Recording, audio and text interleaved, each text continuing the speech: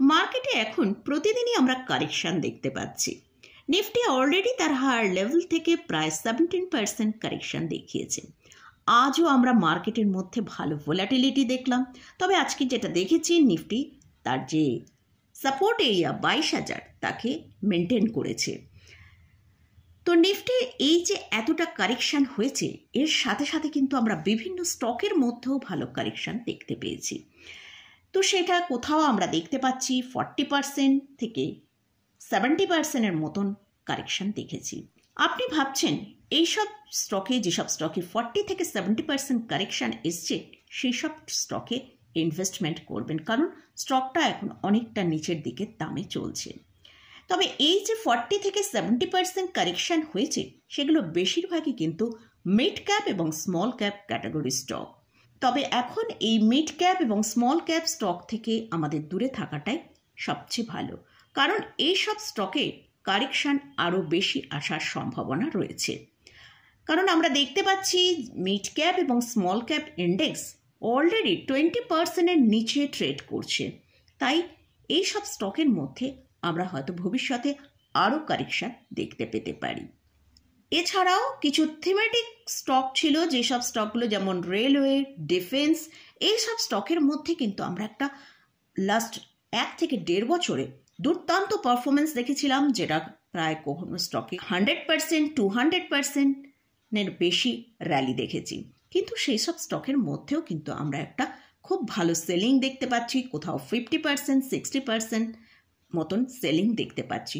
যেহেতু যে ধরনের আশা করা হয়েছিল সেই ধরনের কিন্তু রেজাল্ট আমরা পাইনি, তাই কিন্তু স্টকের মধ্যে এতটা সেলিং আমরা দেখতে পাচ্ছি। হ্যাঁ, এই স্টকগুলো আপনার হোল্ডিংয়ে থাকলে বা এখান থেকে যদি বাই করেন, 5 বছর ওয়েট করার পর হয়তো এইসব স্টকের যে পুরনো ভ্যালুয়েশন ছিল সেই জায়গায় পৌঁছাতে পারে। এর জন্য আপনাকে স্টকগুলো হোল্ড করে রাখতে হবে। কিন্তু আমরা যদি লার্জ ক্যাপ স্টকের দিকে ফোকাস করি, সেখানে আমরা দেখতে পাই একটা ভালো অপরচুনিটি আমরা দেখতে পাচ্ছি। লার্জ ক্যাপ স্টকগুলো এখন প্রায় 20% থেকে 30%-এর মতন অনেক স্টকই কারেকশন দেখতে পাচ্ছি, এবং এই কারেকশনটার জন্য আমরা কিন্তু বহুদিন ধরে ওয়েট করি যে লার্জ ক্যাপ স্টকে কখন আমরা এই কারেকশনটা পাবো। এইসব কারেকশন নিয়ে কিন্তু বাই করার একটা খুব ভালো সুযোগ আমরা দেখতে পেতে পারি। হ্যাঁ, এইসব লার্জ ক্যাপ স্টকে আপনি যেরকম মিড ক্যাপ, স্মল ক্যাপ স্টকের রিটার্ন পেয়েছেন 100%, 200%, সেই রিটার্ন আপনি লার্জ ক্যাপ স্টকে পাবেন না। আমরা লার্জ ক্যাপ স্টকে হয়তো 13 থেকে 15%-এর মতন পার ইয়ার রিটার্ন পেতে পারি। আর যে রিটার্ন আমরা মিড ক্যাপ, স্মল ক্যাপ স্টকের মধ্যে পেয়েছি, আগামী 2025-এ সেই রিটার্ন আমরা এক্সপেক্ট করতে পারবো না, কারণ আমাদের এই 2025-এ আমরা এরকম একটা স্টেবল রিটার্নিং স্টক মার্কেট থেকে আশা করতে পারি।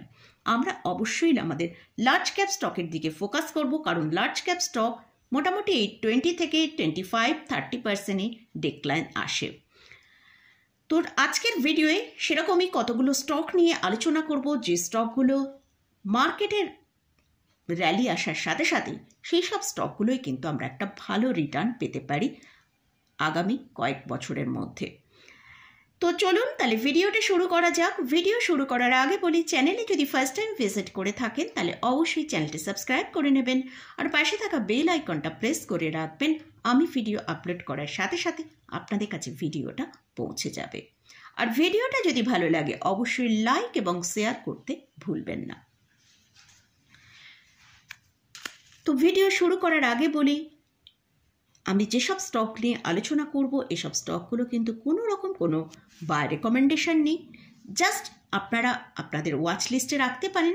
এই ফার্স্ট যে স্টকটা নিয়ে আলোচনা করছি সেটা হচ্ছে হিন্দুস্তান ইউনিলিভার। স্টকের কারেন্ট প্রাইস চলছে 2169 টাকা।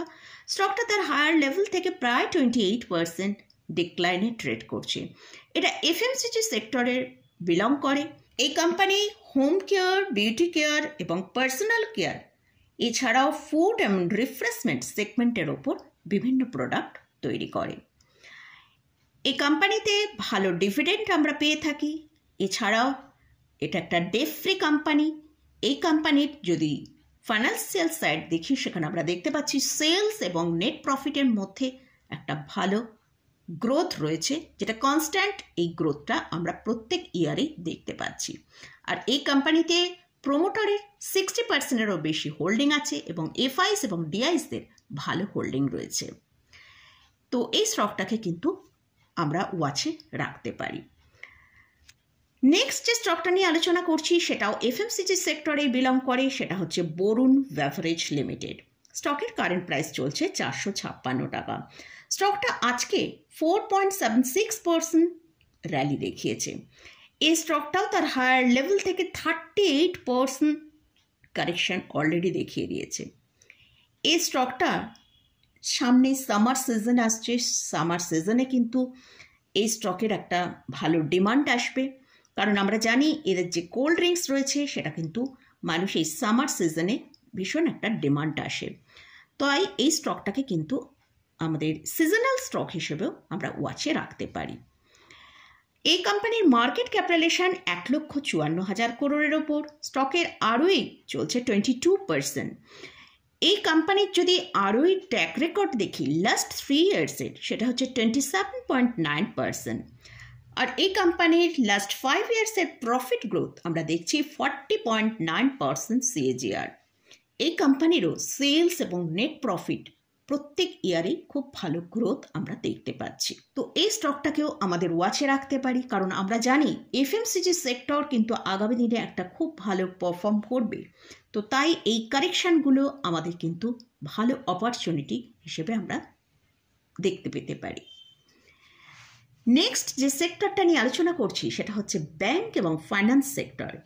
আমরা রিসেন্ট দেখেছি আরবিআইয়ের যে পলিসি এসছে সেখানে রেট কাট এসছে, আগামী দিনে আরও রেট কাট আসবে। তো তার ফলে কিন্তু এই ব্যাংক এবং এনবিএফসি সেক্টরের একটা ভালো র্যালি আসার সম্ভাবনা রয়েছে। তো আর এখানে আমরা যখনই মার্কেট র্যালি করবে তখন কিন্তু পিএসইউ ব্যাংকের মধ্যে কিন্তু ভালো র্যালিটা আসবে। তাই আমি প্রথমে পিএসইউ ব্যাংকের সেক্টর থেকে দুটো স্টককে এখানে আলোচনা করব। হচ্ছে স্টেট ব্যাংক অফ ইন্ডিয়া। স্টকের কারেন্ট প্রাইস চলছে 695 টাকা। এই স্টকটা তার হায়ার লেভেল থেকে 912 টাকা থেকে 680 টাকা পর্যন্ত নিচের দিকে মুভ করেছে, অর্থাৎ স্টকটা 25%-এর মতন কারেকশন দেখিয়েছে। এছাড়াও এই স্টকটা আমরা জানি স্টেট ব্যাংক অফ ইন্ডিয়া হচ্ছে আমাদের ইন্ডিয়ার সব থেকে লার্জেস্ট পিএসইউ ব্যাংক। আর এই কোম্পানি 200 ইয়ার্স ধরে আমাদের সার্ভিস প্রোভাইড করছে। এদের ফাইন্যান্সিয়ালও খুব স্ট্রং রয়েছে। তো এই স্টকটাকে আমরা পিএসইউ ব্যাংকিং স্টক হিসেবে ওয়াচে রাখতে পারি। নেক্সট পিএসইউ ব্যাংকিং স্টকের মধ্যে থেকে আমি কানাড়া ব্যাংকে কনসিডার করেছি। কানাড়া ব্যাংকের যদি এখন কারেন্ট প্রাইস চলছে 81.4, আর এই স্টকটা 129 টাকা থেকে 78 টাকা পর্যন্ত যে লোটা করেছে, অর্থাৎ এই স্টকের মধ্যেও কিন্তু একটা ভালো আমরা কারেকশন দেখতে পেয়েছি। এই কোম্পানি খুব ভালো ডিভিডেন্ড পে করে। এই কোম্পানির লাস্ট 5 ইয়ার্সের যদি প্রফিট গ্রোথ দেখি সেটা 90.8% CAGR। তো এই স্টকটাকেও আমরা কিন্তু আমাদের ওয়াচ লিস্টে রাখতে পারি। এবারে আমি প্রাইভেট সেক্টরের ব্যাংকিং সেক্টর থেকে একটা স্টকটা এখানে আলোচনা করছি, সেটা হচ্ছে কোটাক মাহিন্দ্রা ব্যাংক।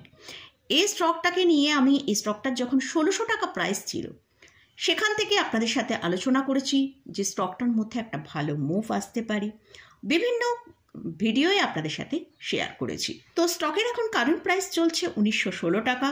এই স্টকটা তার লোয়ার লেভেল যেটা 1540-60 টাকা হবে সেখান থেকে 23% র্যালি এখন দেখিয়েছে।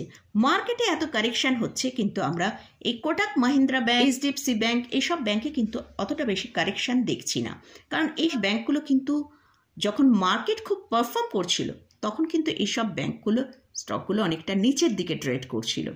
তো তাই কিন্তু এখন দেখছি এইসব স্টকগুলো কিন্তু ভালো পারফর্ম করছে। স্টকটা যদি 1995 টাকার ওপর গিয়ে সাস্টেন করতে পারে এবং এখানে ব্রেকআউটটা দিতে পারে তাহলে কিন্তু স্টকের মধ্যে একটা ভালো র্যালি আসার সম্ভাবনা রয়েছে, যেটা ওপরের দিকে 2100 টাকা পর্যন্ত আপসাইড দেখাতে পারে। তবে এই স্টকটা অলরেডি অনেকটা আপসাইড দেখিয়েছে। যদি আমাদের এই স্টকের পজিশন নিতে গেলে ডিক্লাইনের জন্য ওয়েট করতে হবে। নেক্সট যে স্টকটা নিয়ে আলোচনা করছি সেটা হচ্ছে ফাইন্যান্স সেক্টরের মধ্যে, সেটা হচ্ছে SBI কার্ড। এই স্টকটা নিয়েও কিন্তু আমি আপনাদের সাথে অনেকবার আলোচনা করেছি। এই স্টকটার জন্য আলাদা করে আমি একটা ভিডিও আপনাদের সাথে শেয়ার করেছিলাম। তো এই ভিডিওটা আমি ডেসক্রিপশানে এর লিঙ্কটা দিয়ে রাখবো, আপনারা যদি চান এই ভিডিওটা আপনারা দেখতে পারেন। তো SBI কার্ডের কারেন্ট প্রাইস চলছে 827 টাকা। এই স্টকটা যখন 660 টাকা দাম ছিল তখন থেকে আপনাদের সাথে কিন্তু বলেছিলাম যে এই স্টকে কিন্তু একটা ভালো আপসাইড ভবিষ্যতে আসতে পারে। তো অলরেডি আমরা কিন্তু এই স্টকে প্রায় 20% মতন একটা আপসাইড অলরেডি দেখেছি। তো এই স্টকটা NBFC সেক্টরের মধ্যে বিলং করে, আর এই স্টকটা তার লোয়ার লেভেল থেকে একটা ভালো আপসাইড অলরেডি দেখিয়েছে। তো তার জন্য তাই এই স্টকের জন্য কিন্তু আমাদের ওয়েট করতে হবে একটু কারেকশানের জন্য। তো ভবিষ্যতে কিন্তু এই স্টকটাও একটা ভালো আপসাইড দেখাতে পারে, যেটা ওপরের দিকে 1000 থেকে 1100 টাকা পর্যন্ত আপসাইড এখানে আসতে পারে। এই স্টকের লাস্ট 5 ইয়ার্সের প্রফিট গ্রোথ যদি দেখি সেটা 22.7% CAGR। মার্কেট ক্যাপিটালাইজেশন হচ্ছে 78,720 করোড়। এই কোম্পানি ইয়ারলি যদি এদের সেলস এবং নেট প্রফিট দেখি সেখানেও কিন্তু আমরা ভালো একটা আপসাইড দেখতে পাচ্ছি প্রত্যেক বছরই। লাস্ট যে স্টকটা নিয়ে আলোচনা করছি সেই স্টকটা হচ্ছে আমাদের সবারই খুব পরিচিত স্টক, সেটা হচ্ছে TCS। এই স্টকের এতটা ডিক্লাইনের জন্য আমরা কিন্তু সবাই ওয়েট করি। এটা একটা ব্লু চিপ কোম্পানি। এই স্টকের মধ্যে আমরা বেশ ভালো কারেকশান আমরা দেখতে পাচ্ছি। আমরা কিন্তু TCS-এ এতটা কারেকশান খুব একটা দেখি না, তো সেটা আমি আপনাদের সাথে চার্টের মধ্যে আপনাদের সাথে শেয়ার করব। তো প্রথমে তার আগে বলি স্টকের কারেন্ট প্রাইস চলছে 3,505 টাকা। স্টকটা এখন আজকে মোটামুটি পজিটিভেই ক্লোজিং দিয়েছে।